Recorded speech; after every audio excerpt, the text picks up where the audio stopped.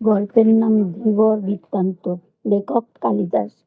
মহর্ষি কর্ণের তপোবনে তার অনুপস্থিতিতে শকুন্তলাকে বিয়ে করে রাজা দুষ্মন্ত রাজধানীতে ফিরে গেছেন।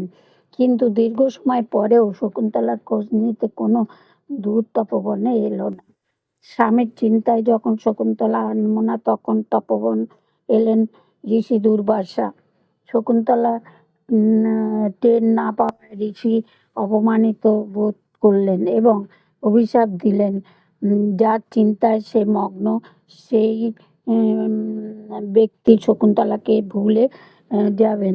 শেষ পর্যন্ত সখী প্রিয়ংবদার অনুরোধে ঋষি বললেন যে কোনো নিদর্শন দেখাতে পারলে তবে সাপের প্রভাব দূর হবে। দুষ্মন্ত রাজধানীর উদ্দেশ্যে বিদায় গ্রহণের সময় শকুন্তলাকে যে আংটি পরিয়ে দিয়েছিলেন, সখীরা মনে করলেন সেই আংটিই হবে ভবিষ্যতের স্মারক চিহ্ন। মহর্ষি কর্ণ তীর্থ থেকে ফিরে শকুন্তলাকে প্রতিগৃহে পাঠানোর আয়োজন করেছিলেন। দুষ্মন্ত সমীপে উপস্থিত হলেও তিনি শকুন্তলাকে চিনতেও পারলেন না। এদিকে পথে শচীতীর্থে স্নানের পর অঞ্জলি দেওয়ার সময় হাত থেকে খুলে পড়ে গেছে শকুন্তলার হাতের আংটি। শকুন্তলার অপমানিতা হলেন রাজসভায়। ঘটনাক্রমে সেই আংটি পেল এক ধীবর।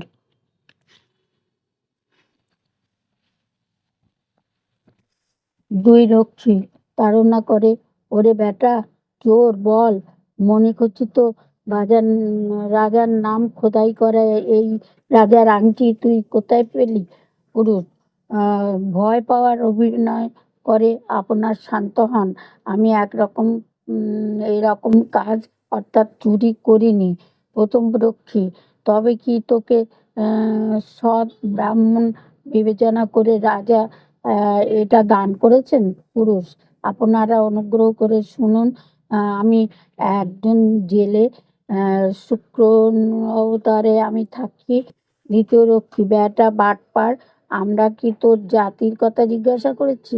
শ্যালক সূচক একে পূর্বাপর সব বলতে দাও, মধ্যে বাধা দিও না। দুই রক্ষী তা আপনি যা আদেশ করেন বলো, কি বলেছিলি? পুরুষ আমি জাল, বড়শি ইত্যাদি নানা উপায়ে মাছ ধরে সংসার চালাই। শ্যালক হেসে, তা তোর জীবিকা বেশ পবিত্র বলতে হয় দেখছি। পুরুষ শুনুন মশাই, এরকম বলবেন না। যে ব্যক্তি নিয়ে যে মানুষ জন্মেছে সেই ব্যক্তি নিন্দনীয়, ঘৃণ্য হলেও তা পরিত্যাগ করা উচিত নয়। বেদজ্ঞ ব্রাহ্মণ স্বভাবে দয়াপরায়ণ হলেও যজ্ঞীয় পশুবধের সময় নির্দয় হয়ে থাকেন।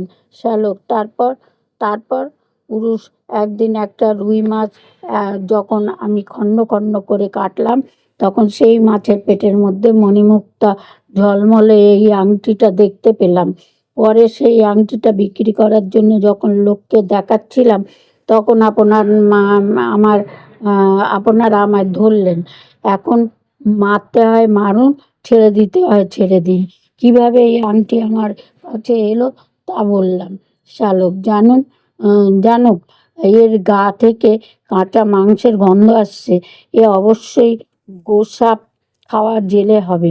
তবে আংটি পাবার ব্যাপারে যা বলল তাই একবার অনুসন্ধান করে দেখতে হবে।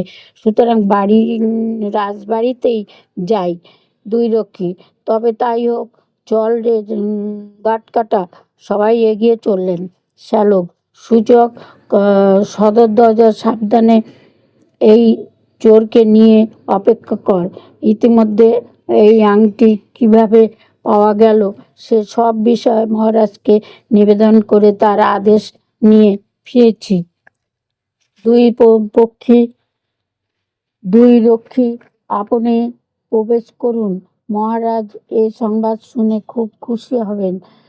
রাজশ্যালক বেরিয়ে গেলেন। প্রথম রক্ষী, আমাদের প্রভু দেখি খুব বিলম্ব হচ্ছে। দ্বিতীয় রক্ষী, আরে বাবা, অবসর বুঝে তবে না রাজার কাছে যাওয়া যায়। প্রথম রক্ষী, জানুক একে মারার আগে এর গলায় যে ফুলের মালা পরানো হবে তা গাঁথতে আমার হাত দুটো এখনই নিষ্পিস করছে। জেলেকে দেখিয়ে দিল। পুরুষ, জেলে মহাশয়, বিনা দোষে আমাকে মারবেন না। দ্বিতীয় রক্ষী তাকিয়ে দেখে, এই তো আমাদের প্রভু মহারাজের হুকুমনামা হাতে নিয়ে এদিকে আসছেন। হয় তোকে শকুনি দিয়ে খাওয়ানো হবে, না হয় কুকুর দিয়ে খাওয়ানো হবে। রাজশ্যালক প্রবেশ করে। শ্যালক সূচক, এই জেলেকে ছেড়ে দাও। আংটি পাওয়া ব্যাপারে যে যা বলেছে তা সব সত্যি বলে প্রমাণিত হয়েছে। সূচক, তা প্রভু যা আদেশ করেন। দ্বিতীয় রক্ষী, এই জেলে জমের বাড়ি গিয়ে আবার ফিরে গেল। জেলের হাতে বাঁধন খুলে দিল। পুরুষ শ্যালককে প্রণাম করে, প্রভু আজ আমার সংসার চলবে কিভাবে? শ্যালক, মহারাজ আংটির মূল্য সমান পরিমাণ এই অর্থ খুশি হয়ে তোমায় দিয়েছেন। জেলেকে টাকা দিলেন। পুরুষ প্রণাম করে গ্রহণ করে, প্রভু অনুগৃহীত হলাম। সূচক, এ কি যা তা অনুগ্রহ? এ যে শুল থেকে নামিয়ে একেবারে হাতের পিঠে চড়িয়ে দেওয়া হলো। জানুক, হুজুর এ পরিমাণ পারিতোষিক দেখছি, তাতেই বোঝা যাচ্ছে যে আংটিটা রাজার খুব প্রিয় ছিল। শ্যালক, দামি রত্ন বসানো বলেই আংটিটা রাজার কাছে মূল্যবান মনে হয়েছে এমনটা আমার মনে হয় না। সেই আংটি দেখে মহারাজের কোনো প্রিয়জনের কথা মনে পড়েছে। স্বভাবতই গম্ভীর প্রকৃতির হলেও মুহূর্তের জন্য রাজা বিহ্বলভাবে চেয়ে রইলেন। সূচক, তাহলে আপনি মহারাজের একটা সেবা করলেন বলতে হয়। জানুক, তার চেয়ে বলো, এই জেলের সেবা করলেন। জেলেকে হিংসা ভরা দৃষ্টিতে দেখলেন। পুরুষ, জেলে মহাশয়, এই পারিতোষিকের অর্ধেক আপনাদের ফুলের দাম হিসাবে দিচ্ছি। জানুক, এটা তুমি ঠিকই বলেছ। শ্যালক, শোনো ধীবর, এখন থেকে তুমি আমার একজন বিশিষ্ট প্রিয় বন্ধু। হয়েছে